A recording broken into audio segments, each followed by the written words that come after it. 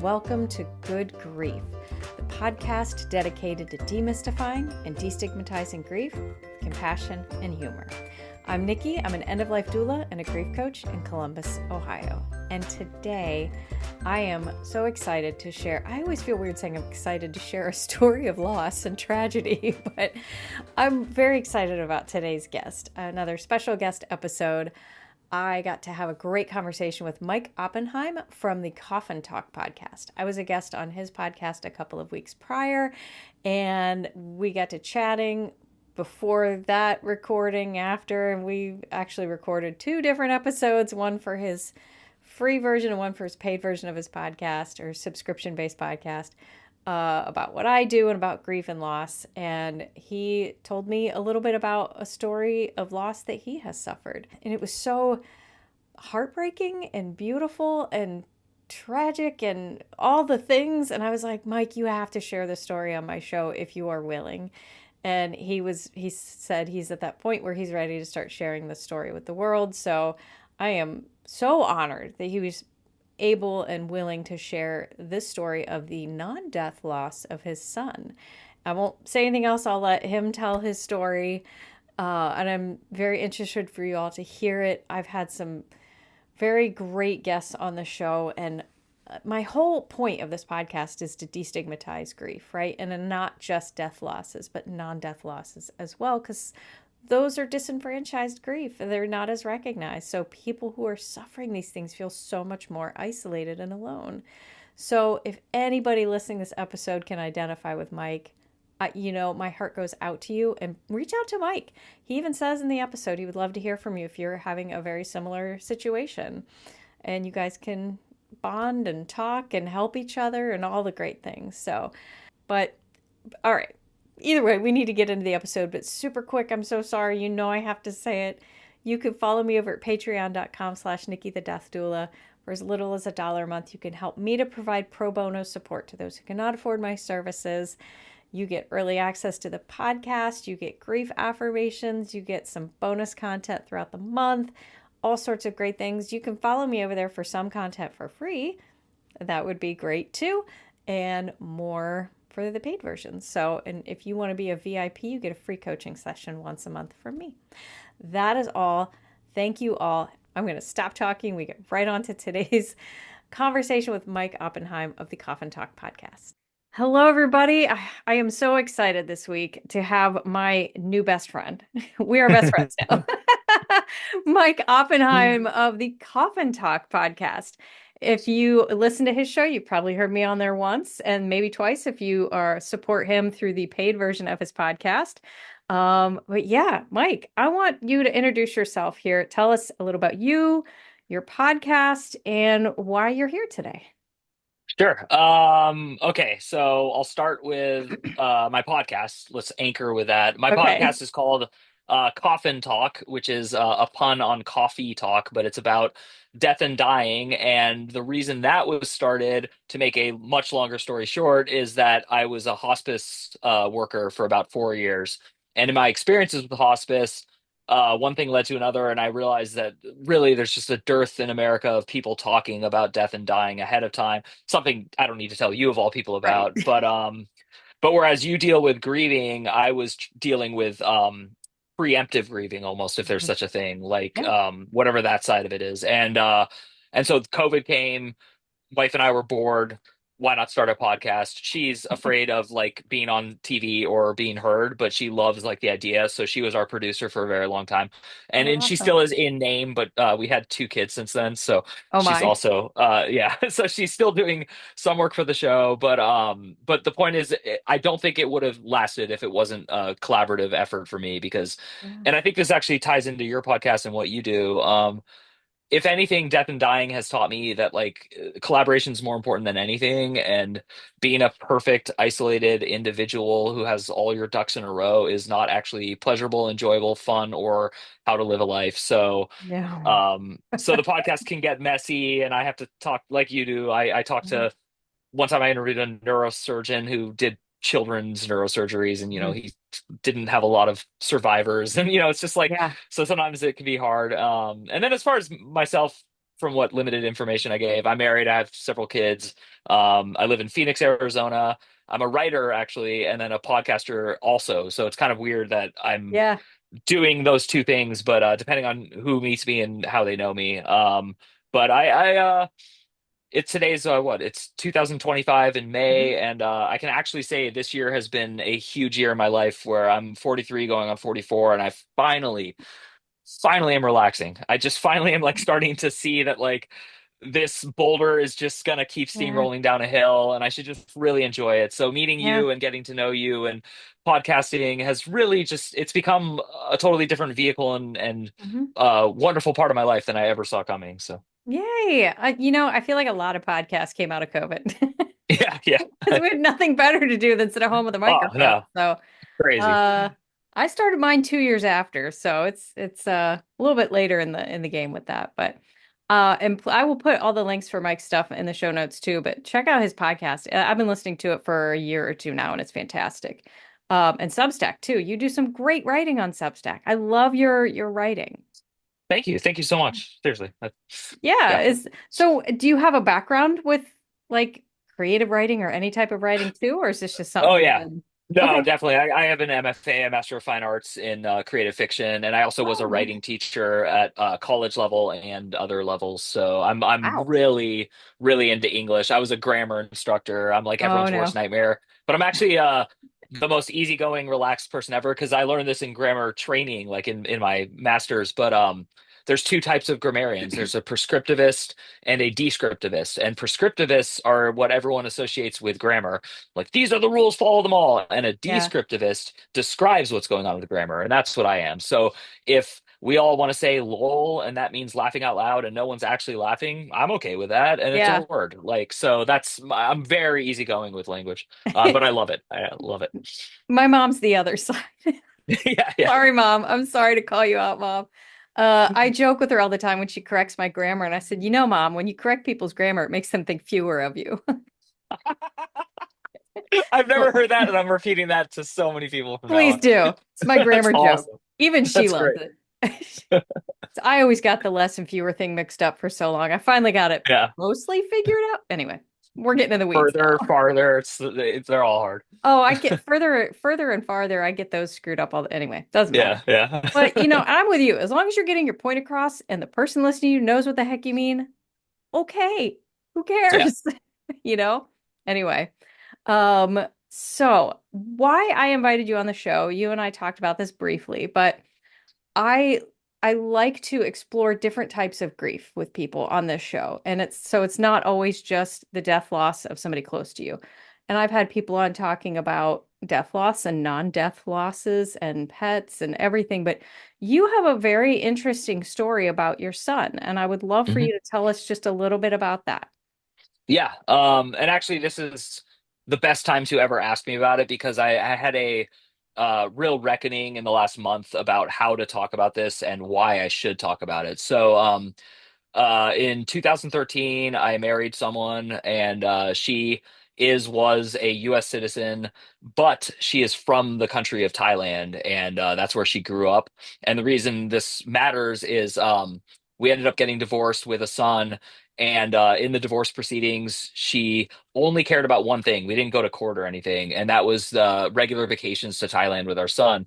I was extremely skeptical, and I was more warranted in that than I thought because about 6 months after our divorce, she actually went to Thailand with her son and then never came back. I fought very hard legally to try to get my son back. The one thing I was not willing to do was threaten her or her family with jail time or any sort of like real punishment. And Sure. that's hard because I think people who do what she did do actually deserve punishment. But she's my son's mother, and I didn't want to complicate his life in any way. Sadly, because I took a peaceful approach to something unpeaceful, I just lost every step of the way, including a lot of money. And the reason I'm bringing all this up is that I decided after about 4 years to not talk about it and just to like preserve my son's dignity by not having like me on the internet talking about it. So I took down all my blog posts about it and everything else. But then it hit me that I talked to people who actually went through what my son is going through. One of the parents abducted them and either did or didn't lie about it because I don't really know what she's telling him. Right. And they told me it was the opposite, that they would love and did love to hear that their parent was fighting for them and that they wanted to see them and they wanted evidence of that.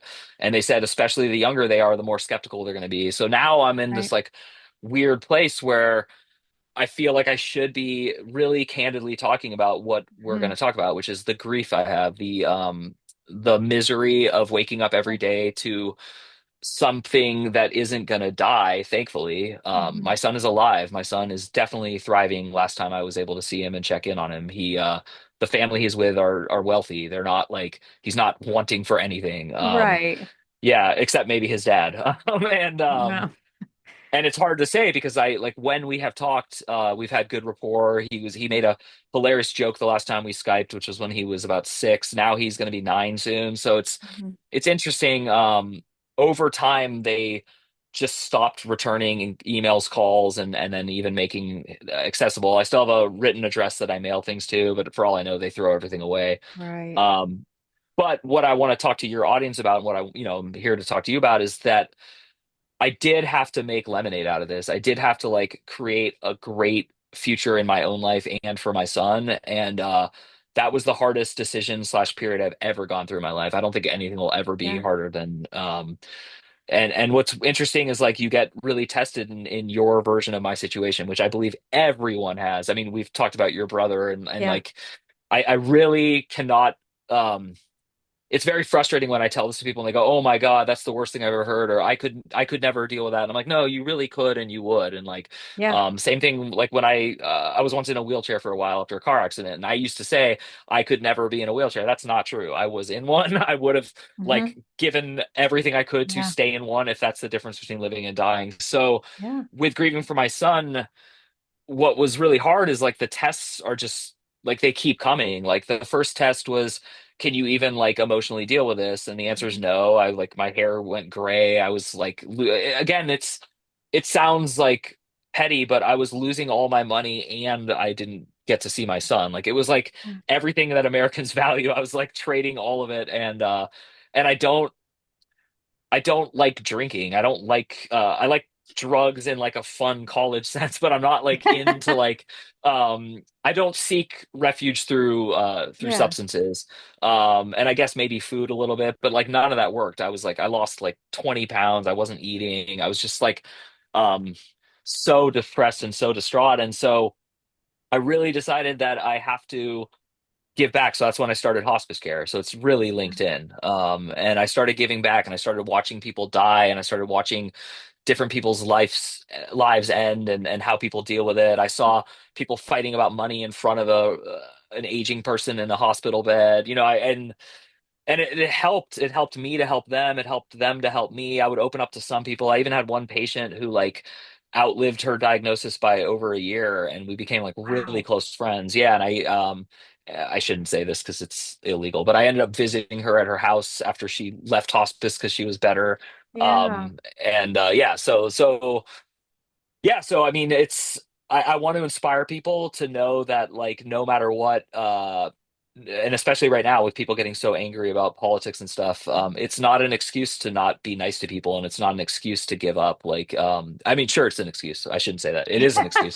That's exactly what it is. It's a definition of an excuse. But Right. really, like, I hope to help people see that like the light at the end of the tunnel gets brighter and stronger, and every Mm. day you march towards it, you do see it bigger and bigger. I ended up Yeah. meeting someone great. I'm remarried. I'm very happy. I have 2 more kids, like, Mhm. and my 2 kids don't replace my son, but and I mention him to them, so they're gonna like be really excited to meet their brother, and I hope things Aw. work out. I know they will on some like weird intuitive sense. Like I just kind of get the feeling that, he'll he'll contact me at some point again and Yeah. I'll have to deal with whatever I have to deal Yeah. with, but Yeah. Let's hope. Let's hope mhm. some way down the line he starts wondering, about his dad and maybe Yeah. reaches out to you. So I love, and I know we talked about this before, but I love what you said about the I could never. I hear this a lot, and it frustrates me too. I spoke with somebody who lost her mother to cancer. She was 16 when her mom was dying, and her dad he couldn't deal with it and just kind of was there, but not there. So she was doing Mhm. everything. At 16, she was the sole caregiver for her mom who was dying.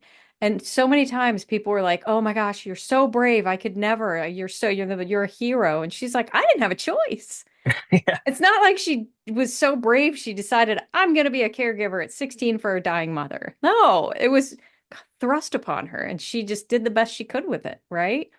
Yeah. And there's that happens to so many of us when we have losses and people are like, "Oh my God, I don't know, I could never do that." Well, you can. You Yeah. might Totally. have to, right? Yeah. It's Yeah, it's yeah, it's really intense, and I think like counseling and friendship and camaraderie is so important. Like what you do, like I could have known it was important, but now I like really understand it. Like it is you don't want to burden people. I had so many friends fly out and visit me, and it like I mean heartbreaking how many people like came out to support me, and how many friends I have who like just tried to show me their love. But like you said, it's really, you said this on my podcast. yeah, It's really hard to like ask for help, and when people say like just let me know if I can do something, like that doesn't work. Like you need to um like there you need professional help is what I'm trying to say. right, Like right. it, Yeah, it does matter, yeah, because you don't want to yeah. feel like you're using people. I'm always saying that on my show. If you need professional help, that's not a bad thing. And Yeah, if exactly. you need it, get it. It's a wonderful tool that can help you. So, and you use the term making lemonade, which Hmm. I love and appreciate, but I want to kind of expand on that a little bit because Hmm. it's not like this is a good situation or it's crappy, but I'm going to try to do something great. It is. You're trying to make something good out of a crappy situation. And I had somebody on my podcast a long time ago, Hope Rieger from Grief to Hope. She lost her son to murder. And she could have, yeah, her son was murdered and he was 18, 19, very young. She even said, she's like, I could have just given up on life at that point, crawled into a hole and never gotten out of bed again. But I didn't decided not to. And she started this nonprofit to help other people who have lost children to violence. And like, I love hearing stories like that. It doesn't mean that it doesn't suck, though, Yeah, yeah, right? You're yeah, trying yeah. so hard to make something good from this, but it still sucks. Is it valid for me to say that? It's very valid. And I think one of the most common weird moments in my life is at least once a week. I just have to like look my wife in the eyes and just say, I am in hell. Like this is terrible. And like her like job and in a good way is just to like hear that Yeah. and just say I'm sorry. And what I never want to hear is like chipper advice. I just want someone to acknowledge what you said, which is this Yeah. sucks. And then I want to move on though. I do want to, Yeah. like, if I wallow in this sucks, I'm actually victimizing myself and just being like, I don't want to use I'm self-deprecating, but I don't want other people to think I'm talking about them. So I won't like use the words I would use for other people, but for Right. myself, I have no self-respect if I'm like asking people to give me pity when I already have self-pity, and Yeah. and self-pity isn't helpful to me. So when I say like make lemonades, you're right. Like it's just like go out and take a walk, find like a stupid errand to run. Like that was what I did in like the first couple days, like um and again like nothing was like working. Like I didn't want to date, I didn't want to like there was no like Yeah. when there's like a big hole in your heart, um you're not thinking about anything. And like your favorite, like my favorite comedian came to town, and I went like with a friend, and I just remember sitting there just thinking about my son the whole time. I wasn't listening to the words. So yeah, make lemonade, to me, like starting that the Hope Foundation is like great. Yeah. What I've done more or less is just try to talk to other people, but I do have like a community here in Phoenix that I regularly run, like a writers group and a writers workshop, and I Oh, dedicate a lot of time to that. Yeah, so I try to like I like it with hospice too. Like since all of my time as a single dad for that stretch where I was one, mhm. was spent with my son, I just took that time and decided to make sure it was like charitable, that I didn't Yeah. transfer it into work. Yeah. And I have to reinstill this in my clients all the time that I work with who are grieving, that it's okay to be upset and to be sad and to be hurt and to be angry and whatever you feel, all that's okay. And it's okay to acknowledge that this situation sucks because you're going to hear all the platitudes, give it time and you'll feel better and things will heal and blah, blah, blah. And like, while that might be true, that sometimes is not what somebody wants to hear in the moment. Yeah, yeah. Right? It's like, I know for me, I heard that shit pardon my French, all the time when my brother died. Like, just give it time and you'll feel better. And it's like, I don't feel good right now, though. And I just want somebody to Yeah, acknowledge that this sucks. He yeah, shouldn't have died. I'm mad. I'm hurt. I'm sad. Like all the things, right? yeah, yeah. There's that famous Becker book with like the five emotions or whatever, the Yeah. bargaining Yep. denial. And I know it's been like debunked, but like it's also totally true. Like I went through them in a insane order and like Yeah. over and over again. But Yeah. you like the bargaining is the weirdest one where you're just Yeah. like and it is, and it's oh, that I would say actually the lemonade of all lemonades, and I really do mean this, is my sense of I can control things like is gone. Like Yeah. that part of me, and that's what, again, just to allude to like geopolitics and what's going on in the world. A lot of the anger, I think, is from people who still have this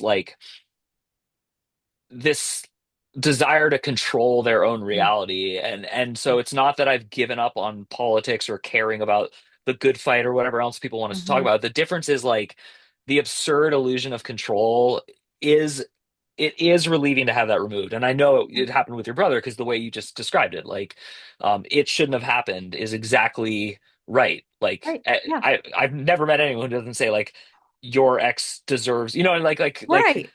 we agree in theory, but guess what? Yeah. Like, Yeah. yeah. So, Yeah, it shouldn't have happened was he was only 40, right? He yeah. should have been there to walk his daughter down the aisle when she got married. He blah blah blah.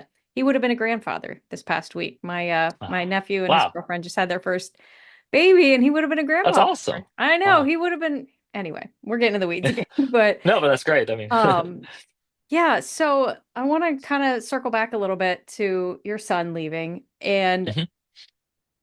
part of the reason why I wanted to share this is I'm sure there are people out there that actually I've spoken to at least one other person who has lost a child in their life in this manner. A spouse took Okay. them away and they have never seen them since.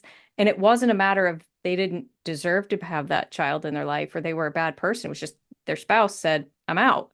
Right. And like the grief that must come along with that. Because that's another one of these things like when we talk about grief, we talk about again death, we talk about um, you know, losing a spouse or a parent, or but we never talk about the non-death losses of family, right? Mhm. So how, what was that like in the first few months when you realized like he's not coming back, she's taken him, and I'm not going to get to see him. I may never see him again. Oh no, it was denial. It was just straight up Really? like, I'm gonna win this case. I'm not gonna win this case, but I'm gonna learn Thai. I'm gonna become a best-selling Thai author. I'm gonna be so popular in Thailand that he's gonna like beg his parents to take me to like a book tour. Like I just like whatever fantasy I could like paint uh to make sure. And then like one woman I really deeply respect who was helping me, like she's not technically a therapist, but I would just say for the purposes of how I was interacting with her, it was a therapist. She just kept maintaining the course, which is like, okay, that's great, but like, what if he doesn't come back? And Right. and what if that doesn't work? Like, keep trying, learn Thai. I did. I learned Thai. I like learned my son's language so I That's can like speak it with impressive. him. I'm terrible at it. I haven't practiced in a while. But that like constant reinforcement of like acceptance, like the opposite of denial, was really important. And I think that for me is the hardest part of grieving. I'm an optimist. I'm like a buoyant optimist and then some. So to like to like have friends like look me in the eye, and I'm really good at reading the room. I could tell when they were just like, yeah, this is pathetic. Like you're not going to see your son again. And the funny thing is I did see him again. I saw him again and again and again because they were scared of the law enough to the extent that they were trying to pretend it was amicable. And that's the other thing is I used to be really defensive.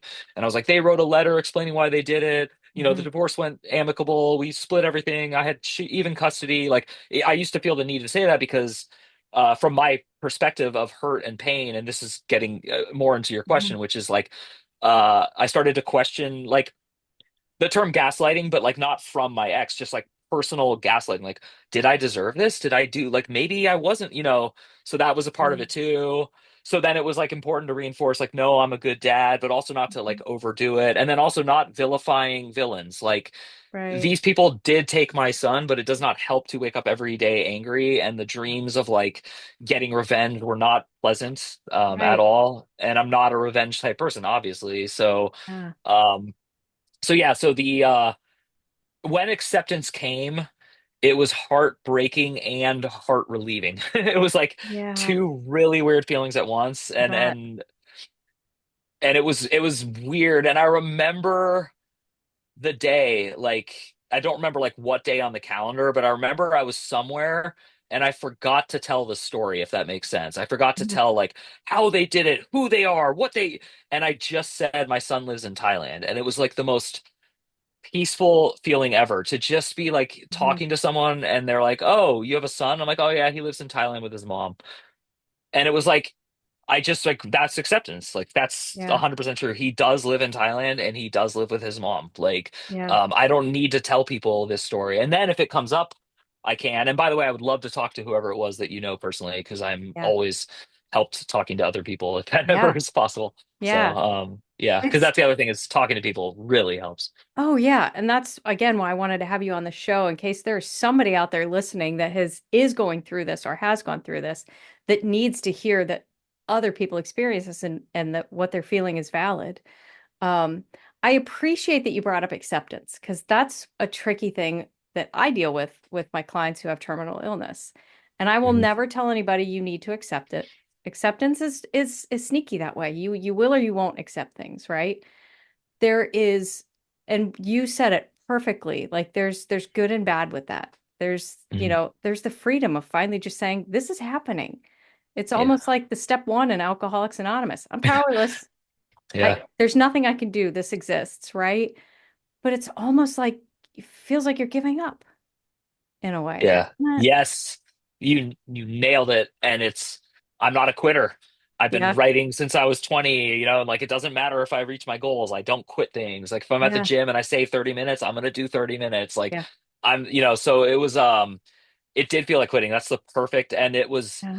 yeah, like I said, it more silver lining, more lemonade. It's just like my character and my integrity is improved. My Mhm. compassion for others, my compassion for myself actually finally is improved. It was pretty low for a while, but Yeah. it like I do kind of sometimes I'm just like this is a weird example, but I think it might relate to some people. Like I'll hear someone complain. They're like, this person at work, they got like the better donut than me or something, and I just want to scream at them. I just want to be like, my fucking son lives in fucking, and like, um, and so it's Right? it's actually like, yeah, it's like good for me to like experience that, not act on it, and then Right. also think, well, how many times have you said to like the person at Rite Aid, like, hey, this was supposed to be on sale for this much, and they're like, yeah, like my sister died in, like last Right. night in a plane crash, like just something like Yeah. because even like you, like with your brother specifically, just because I like relating like Hmm. trauma to trauma, like I'm sure like you still had to do a job, you still had to go to work, you still have to like do things, and you have to like this is America, like the customer's always right. I don't know what you worked in at the time, but my Yeah. point is that was like really hard too, like going to work and like Yeah. putting on this face. Yep. Yeah. Yeah, that is, and I like the comparison of like this thing was supposed to be on sale. Well, my son's been kidnapped by my ex, right? And I Yeah. know we do those things, and that's not, I mean, obviously if you say it out loud, you're gonna make them feel bad because everybody's Yeah. entitled Yeah. to the maybe that donut was something they were really looking forward to that day and they're really upset and they're valid and it's okay to have that response. So comparing griefs is never going to benefit anybody, but it's perfectly natural to think that, right? And I've thought that too when people are like, so and so, like I broke up with my boyfriend. I'm like, yeah, well, my brother died. Yeah. These are two very Exactly. different things, Yeah. but we do that as humans. It's okay. Just kind of keep it in there. Keep it rated. Yeah. Yeah. Um, there was something you said, or God, I keep having all these thoughts. We had No, this that's okay. problem when I was on your show too. I'm like, oh, Yeah, I totally. want to touch this, and then it disappears. Um, so when it'll come back to me, so I'll circle back to something I wrote down like 10 minutes ago. That's cool. Um, one thing I really appreciated that you mentioned is you are remarried and you have new kids, Hmm. new kids now with your spouse. But you specifically said they don't replace your son. And Yeah. I feel like I'm gonna say this. I've said this before in the show. This really pisses me off. I was at a funeral for somebody who lost a child to SIDS, an infant, and somebody at the funeral said to her, "You can have more kids one day." Like, yeah, yeah. So that completely dismisses this whole life, this whole beautiful, precious child she had and lost, right? Oh man, that is like Uh-huh. I had one person said something awful to me. I don't even remember like the wording, but I had that moment once, and it's I just think people crack under pressure. They don't know what the Right. hell they're saying, maybe. And I I always try to give know. that room. But I will say, I was fearful of having more kids. I was fearful Sure. of my son thinking I replaced him. I've actually Yeah. heard people say, like, oh, my dad's second family is his real family. Obviously, he like care, and like, there's no way for my son not to see that from like a 9-year old's Right. perspective if he wants to see it that way. But I was scared. I wasn't scared to remarry, not at all. That Yeah. was easy. But I was very scared to have another child. And then it wasn't until my second child got to the same age my son was when he was abducted that I was able to see just how like different and unique the experience is and Mhm. they are and all that, and then not to feel like that pressure. But there are times where my wife will actually look at me and she'll be like, "You're," and this sounds like I'm just like trying to like sound like a smarmy like good guy, but like she'll say like, "You're such a good dad. Like I can't believe someone would deprive your son of this." And that is the most heartbreaking thing is I begged my wife to have a kid. She wasn't really planning on having kids. I my whole life I wanted children. I don't know why. I can't really explain it. I just did. And Yeah. I had visions as a kid of holding a son's hand and looking down at his head, and one day that came true, and it was one of the weirdest moments in my life.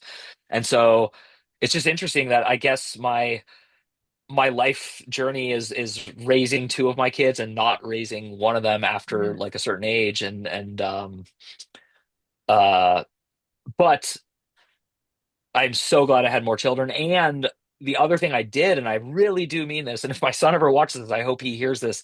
I wanted to give him siblings. I wanted to give him people, like, even if he hates me and never wants to talk to me again, I gave him two sisters now, Yeah. and they have a lifelong bond, and he's not like alone. He has like someone, Mhm. to talk to when times are rough, hopefully, and all that. And they can look each other up and find each other. Yeah. I mean, my situation is peculiar because I have no access to him now. Like I can only write that thing, Yeah. but all the way up until a year and a half ago, I could sort of get a response from him on like a Skype chat, and then he would occasionally video call. So I Yeah. really like my son knows me. He knows like we have a good rapport, a sense of humor, and all that kind of stuff. I gave him like a video game once for his birthday, and he was like jumping for joy and wanted to play with Oh. me. So I have like substantial memories.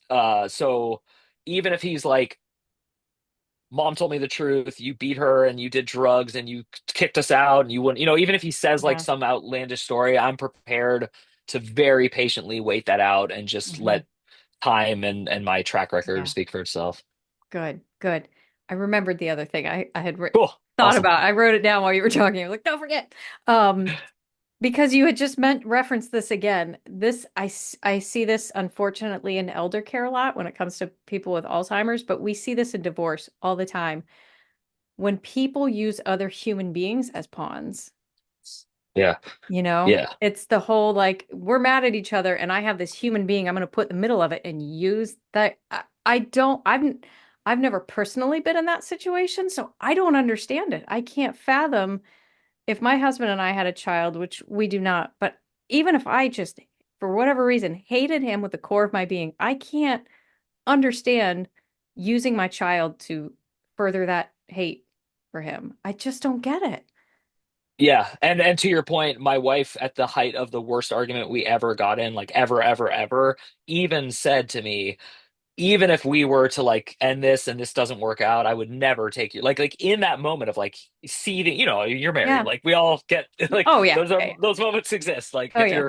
if you've been married for like a year, you're probably thinking, ah, it's just for them. But like marriages are hard and there's like real emotional moments, and even in those my wife has always said like, I still respect and value that. And so actually that's why I got divorced was I was married to someone who was starting to do that and doing that. And so, and again, I'm this is the part where I do try to be careful. I don't want to talk too much about my son's mom because she Right. is his mom and all that. So, but yes, we saw a couples counselor together and they recommended we get a divorce. They said, your son's turning too soon. This is the time to do it if you're going to Right. continue to fight the way you fight. Yeah. So we did. I would say in a good way, we got a divorce for our son. And then I also would say to her real credit, she hates America, didn't want to live here. That was a lot of our fights were over moving back to Thailand. So she just Okay. wanted to move to Thailand and just doesn't care about me. And that's really like there's no the most hurtful part of her taking him, so not missing my son, but the most hurtful part is she and her family don't think I matter. They just think dads are like kind of stupid and Sure. yeah, and I think they were very surprised that I called the State Department and even like fought it or did anything. I think they Wow. were shocked. I think they thought I was just gonna be like, all right, phew, I don't have to Yeah. deal with all that BS, Oh so my which is gosh. crazy, but yeah. Yeah. Well, that's still it's one of those things I will never grasp. I just Yeah. And I saw it um too at hospice a lot, so oh yeah. yeah. I'm seeing it currently with an Alzheimer's patient. Ugh, yeah. Family members are So fighting hard. over who has guardianship of her, and the one that really wants it isn't taking care of this person. So it's just like anyway. Yeah. Um so if you speak to somebody out there listening who might be going through something like this right now, what advice, what would you tell somebody who might be experiencing what you are, something similar to what you've been through? Um, don't give up on yourself. I'm not telling you you should or shouldn't give up on the issue at hand, the person you're missing or people you're missing or thing you're missing, but you matter. You've always mattered. You've always mattered more to yourself than other people seem to. And while I do question that from like a Buddhist perspective and other like, mind exercises, at the end of the day, if you're not loving yourself and taking care of yourself, you're actually a burden to the people around you, even if it's just your neighbors or like the system, because the last thing this world needs is a bitter, negative, depressed person who's embracing that. Um, this world has bitter, negative, depressed people, and we have to have compassion for that and care about it. And there should be more services for that, not less. And I also believe we should be training children resilience, emotional resilience, and like things that you have to regularly try to teach adults Yeah. at the Yeah. last second when it's the least easy time to deal Yeah. with it. And so I would say like uh do seek help, do seek friendship. I This is for me, but it's just kind of universal. If you hike, take walks, like nature Yeah. does have a therapy Yep. value to it. Mhm. That like touch grass thing is the only like Gen Z like millennial meme that I actually like it's like Oh, the only thing. me too. Yeah, I like always like it when I see it. I'm like, yeah, no, that like you guys got something right. Yeah. So yeah, Yeah. and there's not like a group of dads who lost children out there. Like I kind of searched for it and I thought Mhm. about starting one, but like I don't really, that's not my identity in this situation.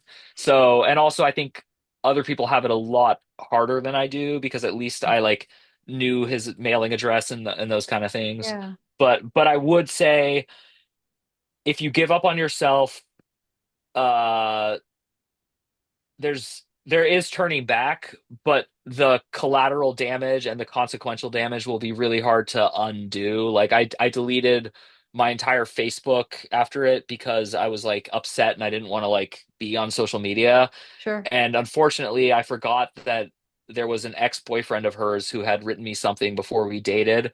And I Um, probably could have gotten in touch with him and been able to like have more support with the State Department with him. And yeah. then on top of that, like I lost contact with like all these former students I taught.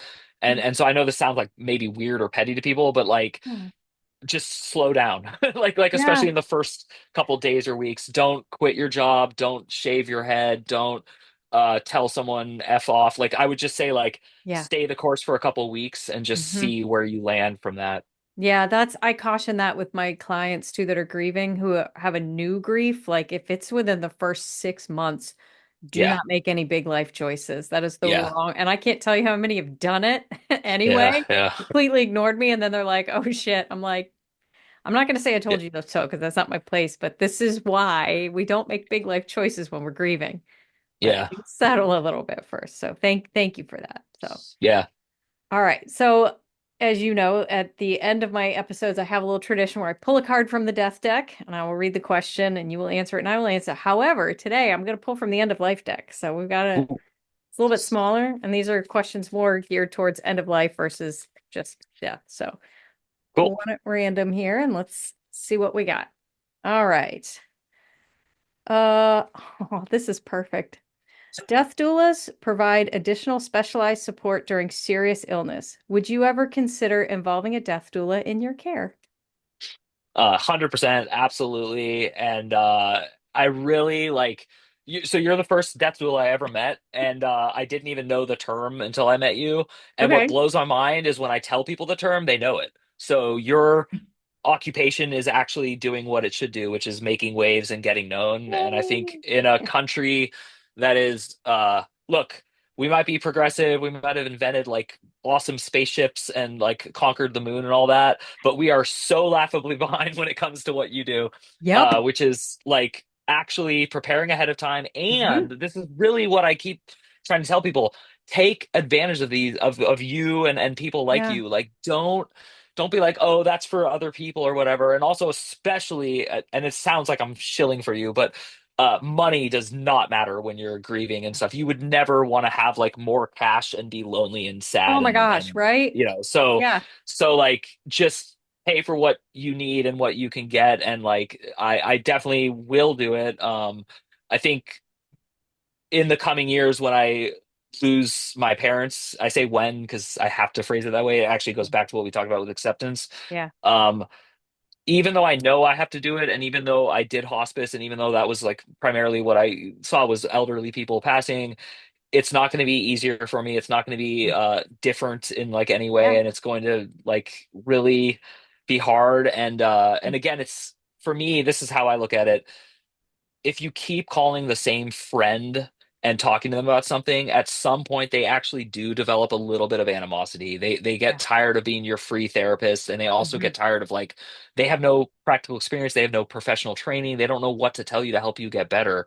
So Yeah. it actually makes sense and feels better to pay a professional to get help like this because you can cut it when you need to. Right. It's not like awkward. And if anything, because we talked about this on my show, you will actually suggest sometimes, like, Yeah. hey, we this has run its course Yeah. in like a good way. Yeah. So I just think it's and also a professional like has to listen to you, but like not in a negative way. I know it Right. sounds negative the way I'm saying it, but like you don't feel bad and like and you can like get into the weeds. You can say the petty things, the thoughts you're Yeah. having, the anger, like because there's so much anger and grief for Oh me, yeah. like at least. Yeah. Yeah. There's so many feelings that you or thoughts you might be having that you'd be scared to tell even your best friend. Yeah. So, Scared as hell, and they scare you. Like they're really right. You don't scary. want them to Yeah. judge you because I'm Yeah. feeling a little joyful that this person is gone. Because that happens. They're like, "Oh my God, Yeah. I can't ever." Yeah, tell me, I don't care. Yeah. And like you said about your friend not wanting to burden your friends, there's such thing as compassion fatigue. It exists, right? And your Yeah. friends Yeah. friends feel it quicker. It's Yeah. unfortunate but true. Like they're there for you, but after a while it's like I've heard enough of this. I can't stand it anymore. So, Totally. as for me, absolutely I would hire a death doula. Obviously. Um, I don't know. I've already said I won't be a doula for any of my family members because I want to be in a capacity of family member, not doula. If whether or not they would use one, I might use one for me just to help me with my process as my parents go, because I know that's going to happen one day. Yeah. So yes, I absolutely would. I love that we exist. So, Yeah. Yeah. all right. It's Well, oh, go ahead. I was gonna say, I take issue with some of the funeral business industry, Yeah. and I'm open about that on my show, and I even ask people in it what they think about it. But Mhm. I will say this, what you do has nothing to do with that because Yeah. you're there before and during and after for Yeah. someone, Mhm. whereas what I am shocked and a little saddened by is like the idea of like upselling at a funeral home and stuff like Yeah. that. So like, I just I want to reinforce that because I think again, I think mental health is something this country was late to embrace. And if Mhm. I don't even know if I'd use the word embrace. I would say we're still arguing Oh, about we're it. still working So on it. yeah, so yeah. So thank you. Yeah, yeah. All right. So we have just a few minutes left here. Is there anything else you would like to add and about you, your son, anything? I think to my son, I would just like to actually heartfelt speak to you and just say, if for some reason you come across this or you're able to see this, whatever age you are and you're watching it, I Mhm. love you. I've always loved you. I always will love you. And I am waiting with open arms and also with a bank account that's prepared to help you. So I am, I'm planning on a lot for him. And my wife and I, when we got married, agreed we'd always have a room that he could live in if Yeah. he wants to and all that. So. Oh, I If you're love it. watching, Tyler, I love you, and thank you, Nikki. Yeah, of course. All right. So now it is your chance to tell my listeners where they can find you, your podcast, your Substack, all those good things. So take the floor. Yeah, everything. The easiest way to help me, and it's free, is just to head over to my website, which is www.mikeyop.com. And if you sign up for free, you get 4 posts a month, and then there's also premium stuff. And the podcast doesn't get sent to you by email, but there's it posts on it, and you can also subscribe for that on like any app. It's just called Coffin Talk, Coffin space talk. I believe 3 other people started a Coffin Talk podcast recently, which Ah, is weird because I would think that you would just like look up names and not do it, but I don't really care. But yeah. anyway, it's mine's the one with my name, Mike Oppenheim, on it and all that. So Awesome. Yeah. And I'll put a link to it in the description. cool, And awesome. actually, when I came up with my podcast, I just did it. I was like, oh, I'm going to do Good Grief because I think that's fun. And there's like 10 other podcasts called Good Yeah, Grief out there. So yeah, if that's any why of I the don't care. yeah, if any of the people listening to those podcasts are listening here, I didn't do that on purpose. I promise. I just thought it was great, and then I realized that a bunch exist. So my bad. Well, I replaced one, so I found one that stopped doing it a year before I Oh, started. So there yeah, you so go. it's all You just took fair. Yeah, over. exactly. Yeah. Awesome. Mike, this was amazing. Thank you so much for sharing your story. I so appreciate it, and I know my listeners do too. So thank you so much. Cool. Thank you, and thanks for doing the show. I think it's really good that you do what you do. All right, another huge shout out and thank you to Mike for sharing his story. Mike, mwah, I love you. You're fantastic. You're such a beautiful human. Please, I put links to his stuff in the show notes. Please go follow him, especially on his Substack. He is such a fantastic writer. He has some great essays out there, so please go follow him. And I'm also on Substack if you'd like to come follow me. I'm Nikki the Death Doula there. You can find me on my website, nikkithedeathdoula.com. If you want to get merch for this show, I've got t-shirts, journals, stickers. Go check that out, nikkithedeathdoula.com/podcast. You can find links to my previous guests. You can find my merch. You can find books from some of my previous guests. All of that's right there on that page.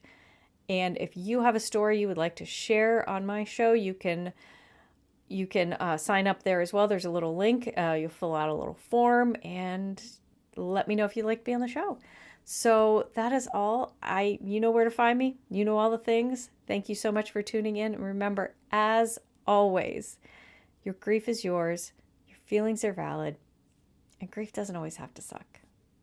Good Grief with Nikki the Death Doula is produced by Nikki Smith of Nikki the Death Doula LLC in Columbus, Ohio. Nikki the Death Doula LLC is for consulting, education, emotional support, and guidance, and is no way considered a funeral establishment or licensed mental health establishment. Scripts, editing, sound design, literally everything with this podcast is done solely by Nikki Smith of Nikki the Death Doula LLC, with the exception of the music. The music is Cheery Monday by Kevin MacLeod. Licensing information can be found at filmmusic.io.